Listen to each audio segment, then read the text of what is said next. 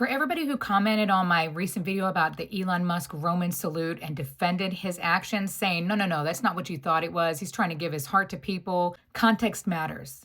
It's not the first time that Elon Musk would have done something that looked very Yahtzee sympathetic. Following the inauguration event, he posted these things on X.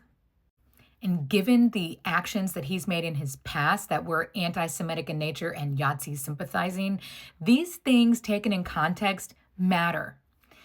Don't say Hess to Yahtzee accusations. Some people will Goebbels anything down. Stop goring your enemies. His pronouns would have been he, Himmler.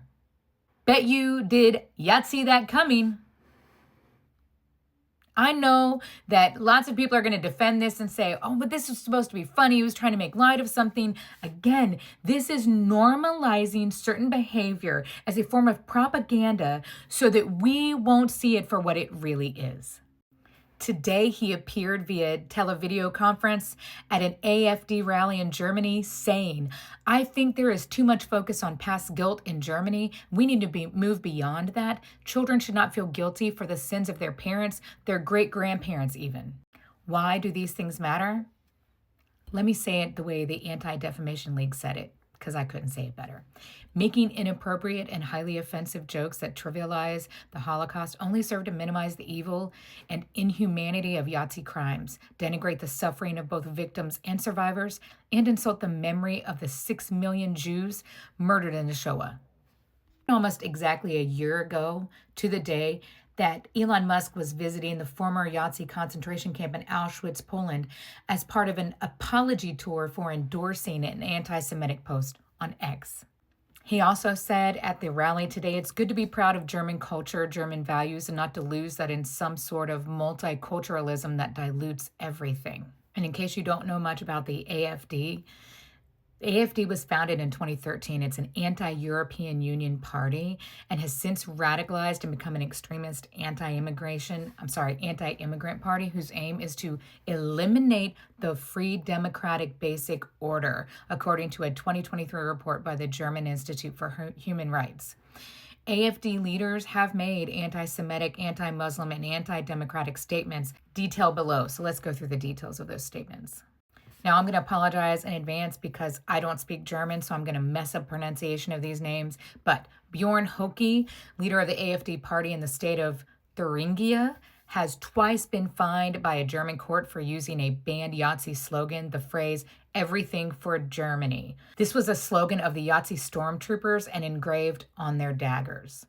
2017 speech at the AfD Youth Wing, Höcke bemoaned Germans' culture of remembrance of the Holocaust, saying, we Germans are the only people in the world who planted a monument of shame in the middle of our national capital. He called for Germany to stop atoning for Yahtzee crimes and make a 180-degree turn in how it remembers the past. Y'all, does that sound familiar to anything we might be seeing going on in the United States today? Sounds a lot like this anti-woke, anti-critical race theory kind of stuff that we're seeing propagated in America today by the right-wing Republican Party. Alexander Goland, AfD co-founder, former party leader, and current member of parliament, has engaged in Holocaust trivialization on several occasions. Here in a 2018 speech to the AfD Youth Wing, he said, Hitler and the Yazidis are just a speck of bird poop in more than 1,000 years of successful German history. He also said that Germans should be proud of the achievements of German soldiers in 2 world wars. Höcke has engaged in an extremist speech to the extent that a judge ruled that he could be described as a fascist without fear of defamation suit because such a description was a value judgment based on facts. AfD leaders have also threatened to deport German citizens of non-ethnic German heritage. Sound familiar, folks? In the 2017 election manifesto, AfD asserted that the presence of Muslims in Germany was a threat to the country. Islam does not belong in Germany. The AfD sees the spread of Islam and the presence of over 5 million Muslims, whose numbers are constantly growing, as a great danger to our state, our society, and our system values. Yeah. AFD members were exposed as participants in November 2023 secret meeting of far-right extremists in Potsdam, including Austrian neo-Nazi Martin Sellner, who discussed a mass deportation plan for foreigners and non-assimilated Germans as part of AFD's strategy should it be elected to govern Germany. Sound familiar, folks? Following exposure of the secret meeting, AFD politicians initially denied participating, but just weeks later began actively campaigning with the slogan remigration, which was the term used at the meeting for the mass deportation plan. Why does all this matter?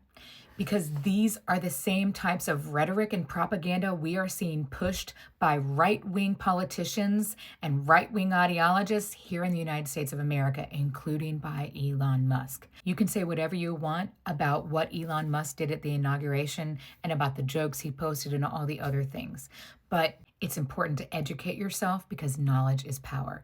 And I'm going to keep putting out information to folks who want to gain that knowledge and do further research on their own. Because if we don't stop what's happening today in America, we are at risk of becoming the next 1930s Germany. And honestly, I don't believe the majority of Americans want to see a country like that.